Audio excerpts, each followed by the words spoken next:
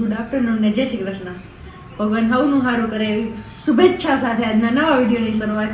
અને આજના વિડીયોમાં પણ હર વખતની જેમ રેસીપી, કેમ કે તમારી બધાની ડિમાન્ડ વધતી જાય છે કે આની રેસીપી આપો, આ વસ્તુની રેસીપી આપો. તો આજે આવી ગઈ છે રેસીપી શિયાળા સ્પેશિયલ. અત્યારે ઠંડી ઠંડી હોય ને એમાં ગરમા ગરમ મળી જાય, આ હા હા ચટકા મળી જાય એવા બનાવવાના છે ભૂંગળા બટાકા.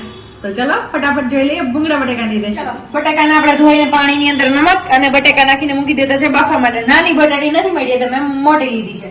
બાકી વાત જોશે રેગ્યુલર મસાલા, લસણ ફોલેલું છે એમને ક્રશ કરવાનું છે, લાલ મરચું પાવડર નાખીને, ટામેટાની ગ્રેવી કરવાની છે, ભૂંગળા છે તળવાના, અને આ છે સિંગ આપણી ઘરની ફોતરા ઉખેડીને. ચટણી રેડી થઈ ગઈ છે અહીંયા ક્રશ કરીને. હવે ટમેટાની ગ્રેવી કરવાની છે તો ટમેટા કાપીને એની ગ્રેવી કરી નાખીએ.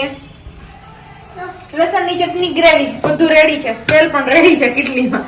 હવે તેલ મૂકીને પેલા ભૂંગળા ફ્રાય કરી લઈને ત્યાં સુધીમાં કઈક આપણા બટેટા નહીં વિસ્તાર લાવી જાય.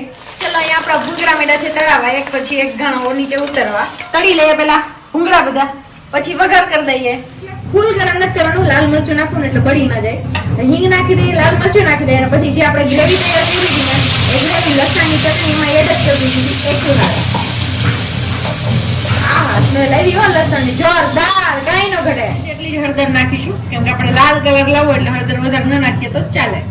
અને ટેસ્ટ અનુસાર આપણે નમક, જીરું, હવે નાખશું કાશ્મીરી પાવડર. ગમે એટલું નાખીએ તો કલર જ આવવાનો છે, એમનાથી તીખાશ નહીં પકડે, પણ રેડ કલર મસ્ત લાગે. દેખીને એમ લાગે કે આ હા હા તીખું ભડકા જેવું થઈ ગયું.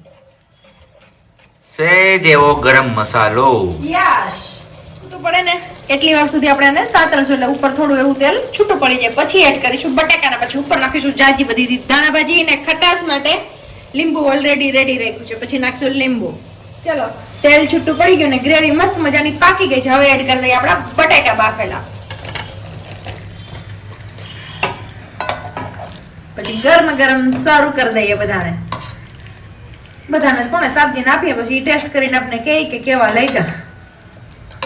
હવે સબ્જી આપણે ટેસ્ટ કરીને કહે કે કેવા લાગ્યા. કેમ સબ્જી? હારા જ બન્યા તારા હાથના. એવું છે તો વાંધો નહીં.